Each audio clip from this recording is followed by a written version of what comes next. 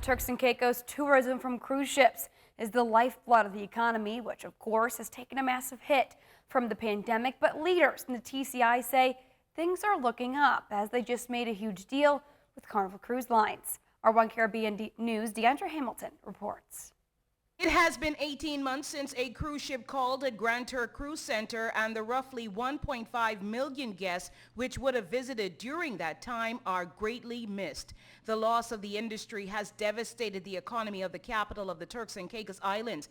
But when he made his 200-day in-office report, Premier Washington Mizik had promising news. And we are finalizing a development agreement with Carnival Corporation. We expect to sign this within the next few days. This will facilitate a $25 million investment in the port and the return of cruise ships to Grand Turk. In June, the TCI government and Carnival executives took a walking tour of Grand Turk, hoping to agree to some upgrades and enhancements ahead of returning cruise ships. The plan is for those cruise ships to be the largest in Carnival's fleet. The Premier assured financial support in order to ready the island for the resumption of cruising. I say $2 million will be spent to construct a floating dock for the water sports operators in Grand Turk.